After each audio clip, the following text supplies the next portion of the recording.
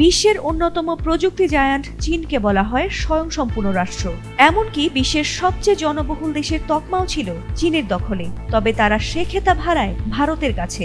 এরপর থেকেই নিজেদের জনসংখ্যা কিভাবে বাড়ানো যায় সেই পরিকল্পনায় মরিয়া শি জিনপিং সরকার। কারণ দক্ষ জনবলের গুণেই চীন আজকের দিনের অন্যতম বৈশ্বিক পরাশক্তি। জন্মহার হ্রাস ও জনসংখ্যা সংকটে বিপর্যস্ত চীন সরকার এবার নিয়েছে অভাবনীয় এক সিদ্ধান্ত। নতুন করে সন্তান জন্মালে পরিবারগুলোকে টানা ৩ বছর ধরে নগদ অর্থ দেওয়া হবে বলে ঘোষণা করেছে চীন সরকার। ২০২৫ সালের ১ জানুয়ারির পর যেসব সন্তান জন্ম নেবে তাদের প্রতি বছর ৩,৬০০ ইউয়ান বা প্রায় $৫০৩ বা বাংলাদেশি টাকায় ৫৮,০০০ টাকা করে ৩ বছর ধরে দেবে চীন সরকার।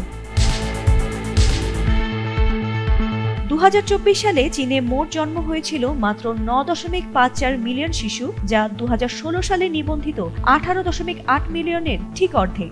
অথচ ২০১৬ সালে এক সন্তান নীতির অবসান ঘটিয়ে বহু সন্তান নেয়ার অনুমতি দেয় চীন সরকার। এছাড়া গত ৩ বছর ধরে দেশটির জনসংখ্যা আশঙ্কাজনক হারে হ্রাস পাচ্ছে, যা চীনের ভবিষ্যৎ শ্রমশক্তি ও উৎপাদনশীলতার জন্য ভয়াবহ হুমকি হয়ে দাঁড়িয়েছে। জাতিসংঘের জনসংখ্যা মডেল অনুসারে চীনের বর্তমান জনসংখ্যা যেখানে প্রায় ১.৪ বিলিয়ন, সেখানে ২০৫০ সালের মধ্যে তা ১.৩ বিলিয়নে নামতে পারে এবং ২১০০ সালের মধ্যে নেমে যেতে পারে ৮০০ মিলিয়নেরও নিচে। শুধু জন্ম নয়, বিয়ের হারও গত অর্ধ শতাব্দীর মধ্যে সবচেয়ে নিচে নেমেছে দেশটির।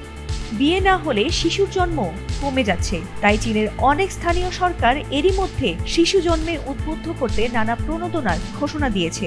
যেমন ইন্নার মঙ্গোলিয়া রাজধানী হোহট শহরে দ্বিতীয় সন্তানের জন্য ৫০,০০০ ইউয়ান আর তৃতীয় সন্তান বা তার বেশি সন্তান হলে ১ লাখ ইউয়ান করে দিচ্ছে।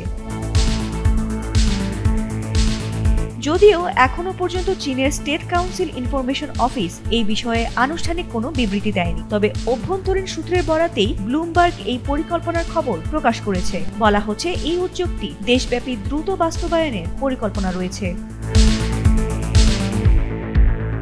ফাতিমা সুলতানা, এটিএন বাংলা।